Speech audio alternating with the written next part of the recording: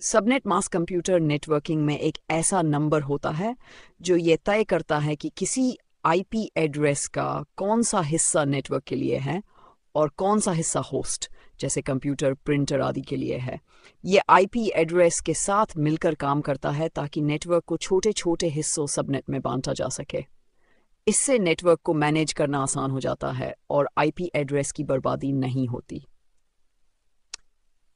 Subnet mask 4 भागों में होता है, जैसे आईपी एड्रेस होता है।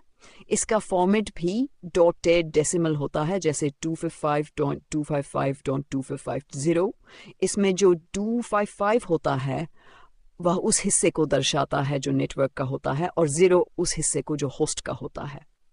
अब एक उदाहरण से समझते हैं। मान लीजिए आपके पास आईपी एड्रेस है 192.168.1.10 और सबनेट मास्क है 255.225.250।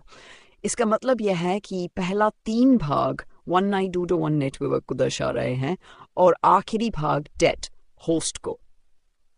इसका मतलब है कि इस नेटवर्क में कुल 256 आईपी एड्रेस हो सकते हैं, जिसमें से 254 होस्ट यूज कर सकते हैं, क्योंकि एक नेटवर्क एड्रेस और एक ब्रॉडकास्ट एड्रेस रिजर्व होते हैं।